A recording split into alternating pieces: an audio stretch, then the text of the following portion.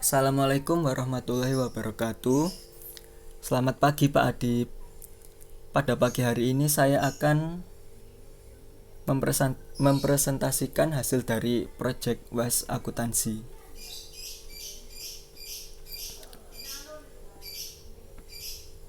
Yang pertama, pengertian laporan keuangan.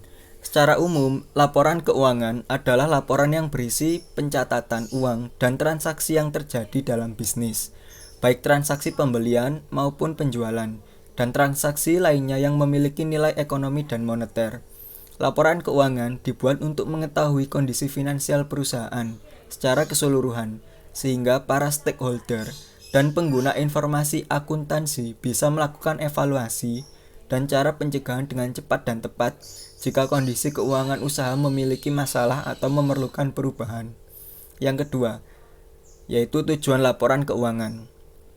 Tujuan keseluruhan dari laporan keuangan adalah memberikan informasi berguna bagi investor dan kreditor dalam pengambilan keputusan investasi dan kredit. Sedangkan tujuan khusus laporan keuangan adalah menyajikan posisi keuangan, hasil usaha, dan perubahan posisi keuangan lainnya secara wajib, serta sesuai dengan prinsip-prinsip akuntansi yang berlaku. 3. Laporan keuangan yang dihasilkan terdiri dari: yang pertama, laporan laba rugi, laporan perubahan modal, laporan arus kas, dan yang terakhir dari neraca. 4. Analisis rasio keuangan perusahaan. Untuk kepentingan laporan keuangan, ada beberapa macam metode yang dapat menjadi tolak ukur untuk menjadi posisi keuangan perusahaan. Antara lain, yang pertama, metode analisa pertumbuhan, metode tren dan indeks, dan yang terakhir metode analisa rasio.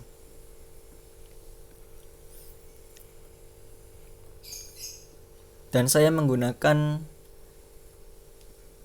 Hims Barbershop sebagai contoh dalam proyek akuntansi kali ini.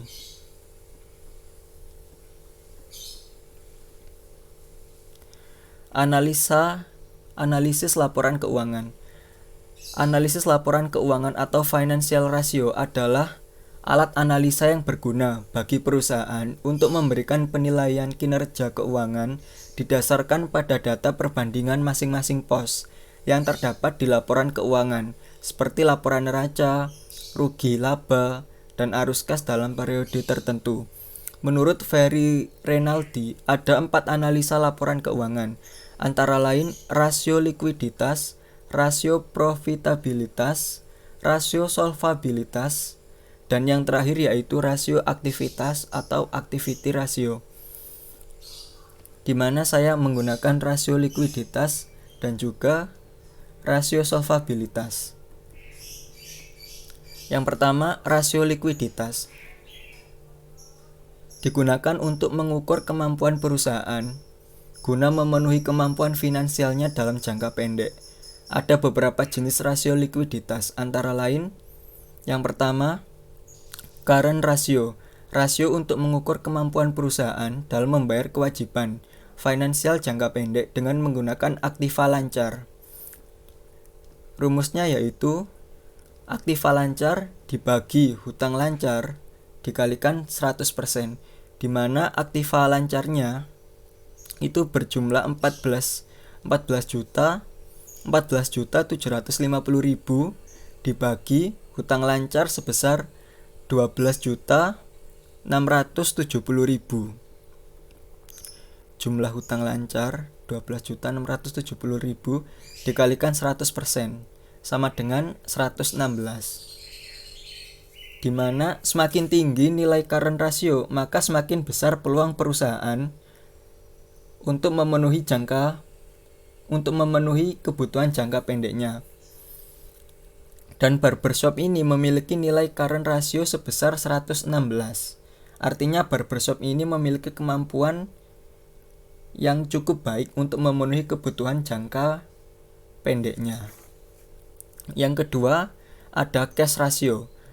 Adalah rasio untuk mengukur kemampuan perusahaan dalam membayar kewajiban finansial jangka pendek dengan menggunakan kas yang tersedia, dan berikut surat berharga atau efek jangka pendek. Dan rumus menghitung kas rasio adalah kas ditambah efek dibagi hutang lancar dikalikan 100%, di mana kasnya adalah 6.600.000 ditambah 8.150.000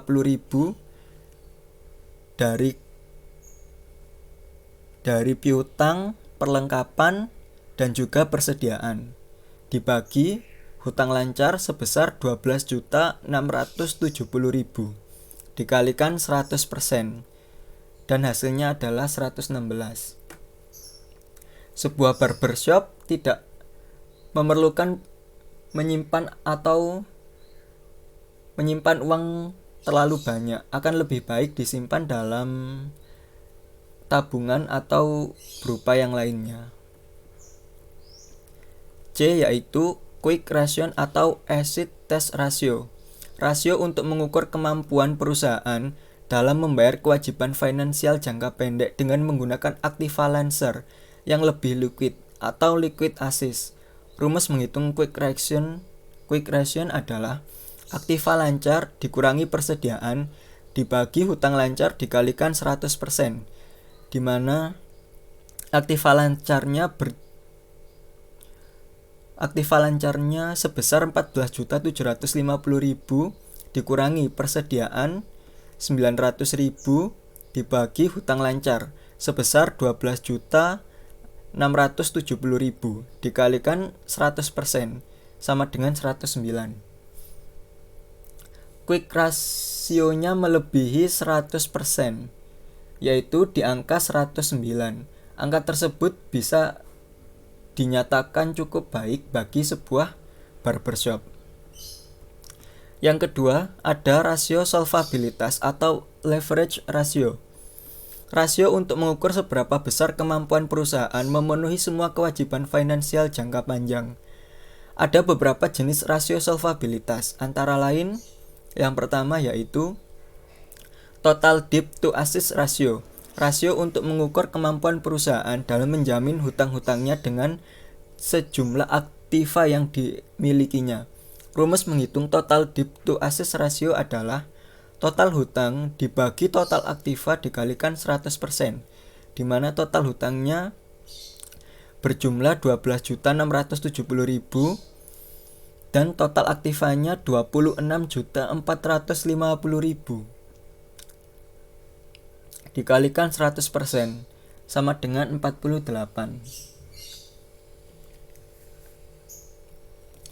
Di mana semakin rendah nilai rasio ini, maka semakin baik pula bagi keuangan barbershop ini. Ini dibuktikan dari jumlah hutang dibandingkan dengan aktivanya, di mana jumlah hutangnya 12.670.000 dan aktivanya 26.450.000.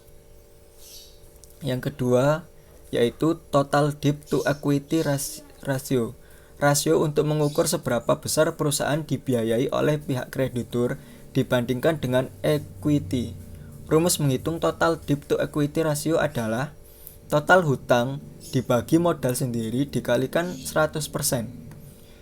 Total hutangnya sebesar 12.670.000 dibagi 13.780.000 dari modal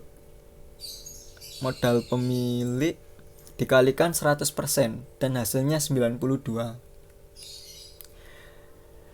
Semakin kecil nilainya, semakin baik pula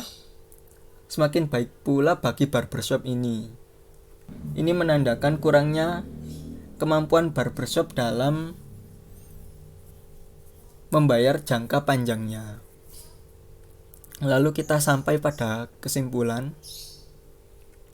Jadi, dari hasil analisa setiap rasio ini dapat dinyatakan bahwa barbershop ini cukup baik untuk membayar kewajiban jangka pendeknya, namun tidak seperti jangka panjangnya, di mana di bagian total debt to equity ratio, hutang barbershop ini hampir menyamai modalnya.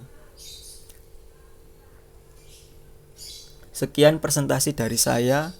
Apabila ada kesalahan kata ataupun kesalahan yang disengaja, saya mohon maaf. Wassalamualaikum warahmatullahi wabarakatuh.